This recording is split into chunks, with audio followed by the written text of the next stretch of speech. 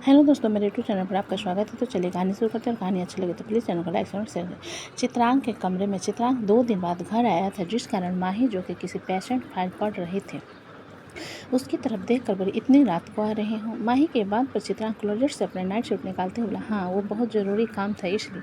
जिसे सुनकर माही फाइल बंद करते हुए बोली, डिनर किया? हाँ, हॉस्पिटल की कैंटीन में कर लिया था, और अभी मैं बहुत थक गया हूँ, इसलिए फ्रेश होकर सोना चाहता हूँ। चित्रांग ने सीधा अपनी बात रखते हुए कहा, जिस पर माही अपना सिर हिला देती है। तो चित्रांग बाथरूम में चला जाता है और माही उसे जाता हुआ देखने के बाद फिर से फाइल खोलकर पढ़ने लगती।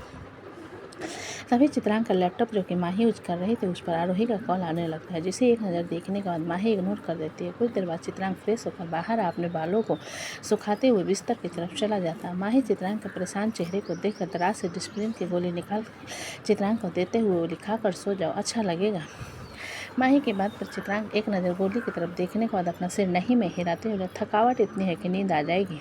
ये सुनकर माही चित्रांग को उसके लैपटॉप की तरफ इशारा करते हुए बोली, तुम्हारे दोस्त की बहन का कॉल आया था जब तुम अभी फ्रेश होने गए थे। माही की बात पर चित्रांग एक नज़र लैपटॉप के देखने के बाद माही से बोला, मेरे सामान इस्तेमाल मत किया करो, मुझे अच्छा नहीं लगता। इतना कहकर चित्रांग अपने साइड में जाकर लेट जाता है और माही उसे देखते हुए कहती है, 2 दिनों के सेमिनार के लिए मैं शिरडी जा रही हूँ, हम अपना ख्याल रखना। चित्रांग ने करवट बदलते हुए कहा, जिसे चित्रांग अपना ख्याल रखना। चित्रांग ने करवट बदलते हुए कहा, जिसे देखकर माही गहरी सांस भरकर लाइट्स ऑफ और नाइट लैंप ऑन कर देती है और अपनी फाइल पढ़ने लगती है। इधर Los Angeles US medical centre में चिराग वार्ड में प्रथा के साथ बैठा उसे घूर रहा था। वहीं प्रथा चुपचाप बिस्तर से टेक लगाकर बैठे अंगूर खा रही थी, जिसे देखकर चिराग अपने शब्दों पर जोर देते हुए, तुमने कौन से मेडिसिन खाए थे? प्रथा चिराग के बाद अपना सिर नहीं में हिलाते हुए, मैंने कोई भी मेडिसिन नहीं खाए थे, सच में तुम्हें पता भी है मैं कितना डर गया था कि तुम्हें क्या हो गया सोचकर। चिराग ने गुस्से में कहा, जिसे सुनकर प्रथा अपना सिर नहीं में हिलाते हुए, मुझे क्या पता कितना डर गए थे, मैंने तो सिर्फ पीरियड डिले करने के लिए मेडिसिन खाया था, क्योंकि पीरियड्स क्यों डिले करने थे? तुम्हें ऐसा कौन सा ज़रूरी काम आ गया जिसके लिए तुम्हें ये करना ज़रूरी था? चिराग ने अपने दांत पीसते हुए कहा, जिस पर प्रथा छोटा सा मुंह बनाकर बोली, कल आपका बर्थडे है, मैंने छोटा सा पूजा के बारे में सोचा था जिसमें मुझे आपके साथ बैठना है, इसलिए मैंने बस मेडिसिन खाया था। प्रथा के एक्सप्लेन को सुन चिराग उसे घूरते हुए बोला, आगे से मेरे लिए ये सब करने की ज़रूरत नहीं है, मैं अपना बर्थडे सेलिब्रेट नहीं करता। प्रथा चिराग की घूरती हुई नज़र को महसूस कर मुस्कुराते, आप डर गए थे ना कि मैं मरने वाली हूँ? चिराग प्रथा को मुस्कुराता हुआ देख अपना हाथों से दिखाते हुए बोले, एक थप्पड़ खींच कर लगा दूंगा, मुझे गुस्सा दिलाना बंद करो। ये सब बकवास करके तुम्हें लगता है तुमने बहुत अच्छा प्रैंक कर लिया मेरे साथ। चिराग के गुस्से को देखकर प्रथा चुपचाप अंगूर खाते हुए, इतना गुस्सा? बाप रे, तुम्हारा बाप यहाँ पर नहीं है, इसलिए बकवास बंद करो, और दोबारा से अगर तुमने ऐसा कुछ भी किया ना तो मैं तुम्हें जहर देकर मार दूंगा। चिराग ने गुस्से में कहा, जिसे सुनकर प्रथा आगे और कुछ नहीं करते और चुपचाप फ्रूट्स खाते हुए बैठी रहते हैं। जिसे देखकर चिराग उसके हाथ से फ्रूट्स लेते हुए बोला, हम घर चल रहे हैं, लेकिन आप तो कह रहे थे कि आप कॉन्ट्रैक्ट तोड़ने वाले हो और अब आप मुझे नहीं संभाल सकते, तो आपका ओपिनियन कहाँ चला गया? प्रथा ने चिराग को देखते हुए पूछा। प्रथा के चिराग से ये कहने पर कि चिराग उसे छोड़ने वाला था। चिराग उसे घूरते, ना बेवजह की बातें करके मेरा दिमाग का स्क्रू ढीला करने की कोशिश मत करो, आपके दिमाग का स्क्रू ऑलरेडी ढीला है, इसलिए तो बकवास करते रहते हैं, हर वक्त गुस्सा करते रहते हैं। प्रथा ने बुदबुदाते हुए कहा, जिसे देखकर चिराग प्रथा के चेहरे को पकड़कर अपनी तरफ करते हुए, प्रथा देशमुख, अपनी बीमारी का इलाज करवाओ। आपको मैं बीमार लगी? आपको लगा मैं मरने वाली हूँ, इसलिए आप मुझे हॉस्पिटल लेकर आ गए? अब इस बीमारी का इलाज भी करवा दीजिए, अगर आपको लगता है मैं बीमार हूँ तो। प्रथा ने बड़ी बड़ी आंखों से चिराग को देखते हुए कहा, जिसे सुनकर चिराग अपना सिर हिलाते हुए बोला, ठीक है, मैं किसी अच्छी से साइकेट्रिस्ट हायर करता हूँ तुम्हारे लिए। मैं आपको पागल लगती हूँ जो आप मुझे पागल वाली डॉक्टर के पास लेकर जाना चाहते हो? प्रथा ने चिराग के हाथ को झटकते हुए कहा, जिस पर चिराग प्रथा के हाथ से कैनुला निकालते हुए बोला, बहुत कर आराम और मुझे परेशान, इसलिए चलो घर। इतना कहकर चिराग उसके हाथ में बैंडेज लगा देता और प्रथा को बिस्तर से नीचे उतारता है। अचानक चिराग के उतरने पर प्रथा को चक्कर से आने लगती, जिसे देख चिराग प्रथा को अपनी गोद में उठाते हुए, सच में बच्चे उठाकर ले आया मैं, so can I call you daddy? प्रथा ने मीठी सी आवाज़ में कहा, जिसे सुनकर चिराग सिर नीचे को झुका प्रथा को बुरी तरीके से घूरते, बकवास मत करो, ऐसे ही तुम्हारे चलते मेरा सिर हमेशा दर्द करता रहता है। कोई बात नहीं, आज के बाद कान भी दर्द करेंगे डैडी, डैडी, प्रथा ने जानबूझकर चिराग को फ्रस्ट्रेट करते हुए कहा, जिसे सुनकर चिराग प्रथा को आंखें दिखाते हुए, प्रथा शट अप। प्रथा चिराग की आंख दिखाने पर मुंह बनाते हुए इधर उधर देखने लगती है तो चिराग उसे डिस्चार्ज करके घर ले जाता है।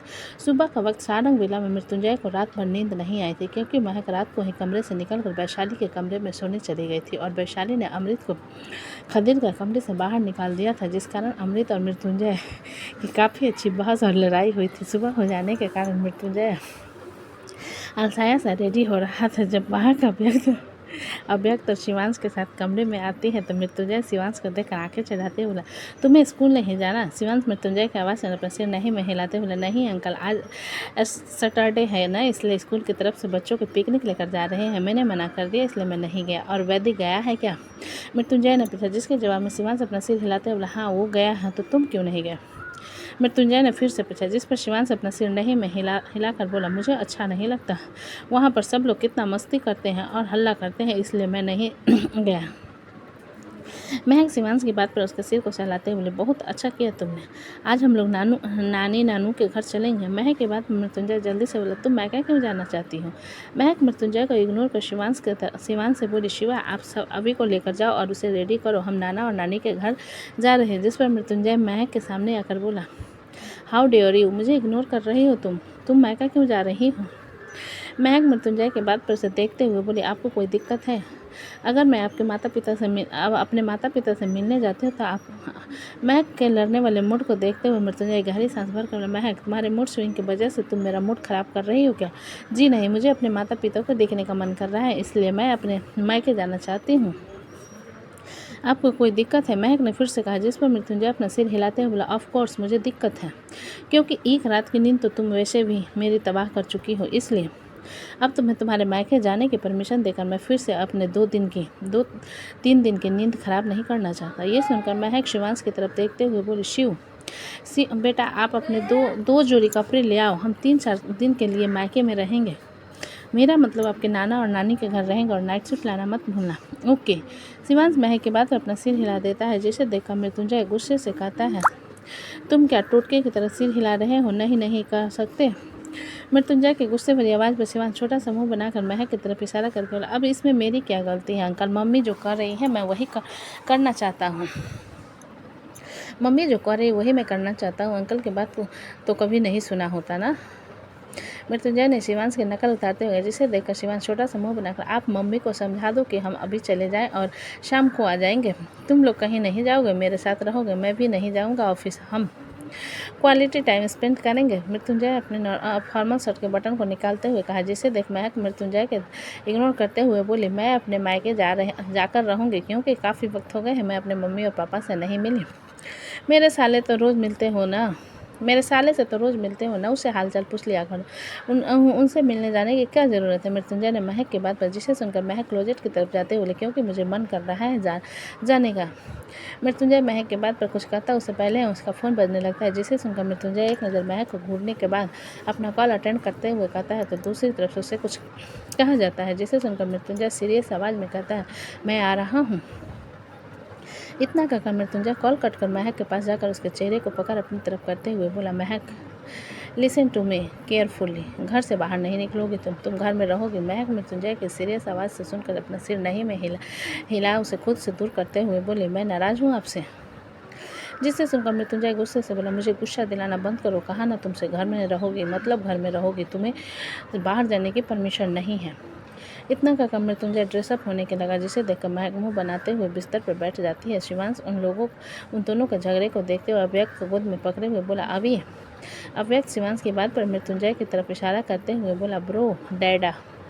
शिवांश अव्यक्त की बात को सुन अपना सिर हिलाते हुए बोला, हाँ डैडा मॉम पर गुस्सा कर रहे हैं। उन दोनों की खास खुशर फुसर को सुनते हुए मृत्युंजय दांत पिसकर बोला, अपने बेतुकी मॉम के साथ रहना, अगर वो कहीं भी जाने की कोशिश करे ना, रस्सी से बांध कर बिस्तर पर सुला देना। तुम्हारे डैड थोड़ी देर में आ रहे हैं।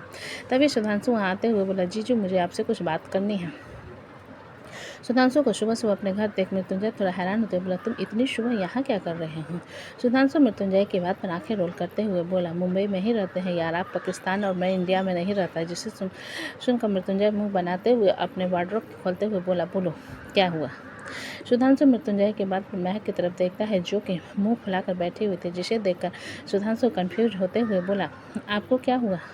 मृत्युंजय महक कुछ कहने से पहले सुधांशु से बोला, पिछले 2 दिन से मुझसे झगड़ा कर रही है और अब मायके जाने की धमकी दे रही है।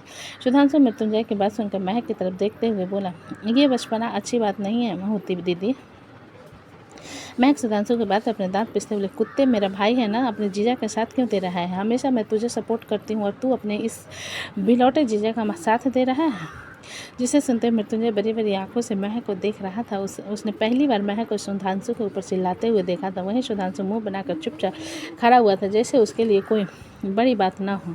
महक सुधांशु को कुछ भी ना कहता हुआ देख बिस्तर से उतरकर सुधांशु के सामने आकर बोली, कुछ बोलेगा? सुधांशु महक के बात पर अपना सिर नहीं में हिलाते हुए बोला, मैं क्या ही बोलूँ, बोलने लायक नहीं छोड़ रहा मुझे। उसके बाद मृत्युंजय की तरफ देखते हुए बोला, हम स्टडी रूम में चलकर बात करें क्या?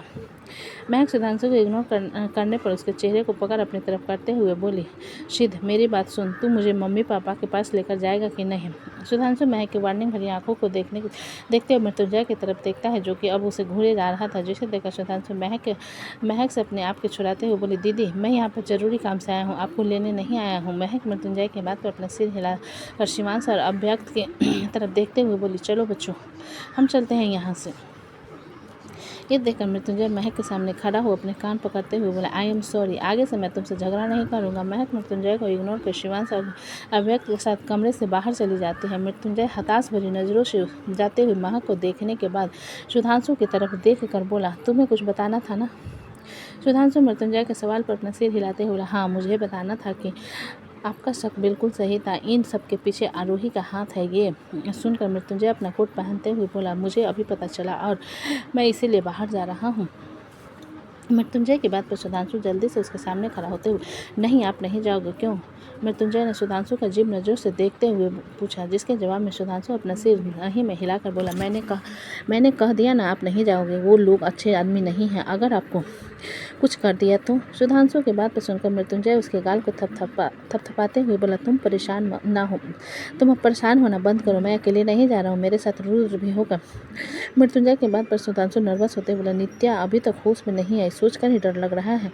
मृत्युंजय सुधांशु के नर्वसनेस को उसके देख उसके सिर को थपथपाते हुए, डरना बंद करो, मुझे कुछ नहीं होगा। इतना कहकर मृत्युंजय अपना फ़ोन पॉकेट में डालते हुए कमरे से बाहर चला जाता है और सुधांशु भी उसके पीछे पीछे चला जाता है। इधर सभी लोग डाइनिंग टेबल पर बैठे हुए थे जब माही अपना छोटा सा बैग लेकर वहाँ पहुँचती है। मृत्युंजय जो कि नाश्ते के लिए बैठा हुआ था माही की तरफ देखते हुए बोला, तुम कहाँ जा रही हो? माही मृत्युंजय के सवाल पर उसकी तरफ देखते हुए बोली, शिरडी में मेरा सेमिनार है, इसलिए 2 दिन वहीं रुकना होगा। जिसे सुनकर मृत्युंजय चित्रांग की तरफ देखते हुए बोला, चित्रांग तुम अपनी वाइफ के साथ जा रहे हो? मृत्युंजय की बात सुन चित्रांग जल्दी से बोला, मुझे हॉस्पिटल जाना है।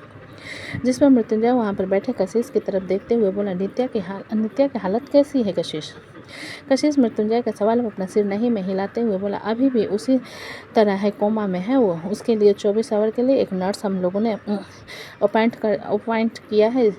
कशिश की बात सुनने के बाद मृत्युंजय कशिश की तरफ इशारा करते हुए चित्रांग से बोला, सुन लिया तुमने?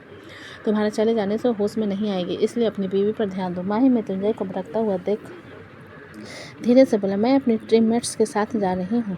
माही की बात सुन चित्रांग मृत्युंजय से बोला, वो अपने टीममेट्स के साथ जा रही है, उसे कुछ नहीं होगा और वैसे भी वो कोई छोटी बच्ची नहीं है। चित्रांग की बात सुनकर माही अपना सिर हिलाते हुए बोली, बिल्कुल सही, मैं कोई छोटी बच्ची नहीं हूँ, बहुत सारे मेडिकल कैंप में मैं अकेले जा चुकी हूँ और ये तो एक छोटा सा सेमिनार है। माही की बात को रिपीट करने पर चित्रांग को थोड़ा सा अजीब लगता है, लेकिन वह कुछ भी ना कहते हुए चुपचाप अपना ब्रेकफास्ट करने लगता है। सभी अपना नाश्ता करते हैं और अपने अपने काम के लिए निकल जाते हैं। विकल्प घर में था और वर्षा के पीछे उसे परेशान करने में लगा हुआ था। वर्षा जो कि कमरे के वॉल्स को देख रही थी, उसे एक जगह चुपचाप खड़ा देख विकल्प लपक कर पीछे से उसके गले लगाते हुए बोला, क्या देख रही हो? वर्षा अपना एक हाथ ऊपर कर विकल्प के गाल पर रखते हुए सामने की तरफ इशारा करके बोली, मैं सोच रही थी कि हमें इस बॉल को डेकोरेट करना चाहिए। विकल्प एक नज़र बॉल की तरफ देखने के बाद बोला, क्यों, खाली है तो अच्छा नहीं लग रहा है क्या? वर्षा अपना सिर नहीं में हिलाकर बोली, मुझे यहाँ पर कुछ डिज़ाइंस बनाने हैं, उसके लिए मुझे कुछ सामान की ज़रूरत होगी। तो स्वीटी चलो हम शॉपिंग पर चलते हैं, कल संडे है तो कल हम काम पूरा करेंगे। विकल्प वर्षा की बात पर उससे दूर होकर उसे देखते हुए बोला, मतलब तुम्हें मारपीट और बिजनेस के अलावा पेंटिंग करने में भी इंटरेस्ट है। वर्षा विकल्प की बात पर उसके नाक को खींचते हुए बोली, कहीं मैं तुम्हारे गाल लाल ना कर दूँ, इसलिए मुझे चिढ़ाना बंद करो।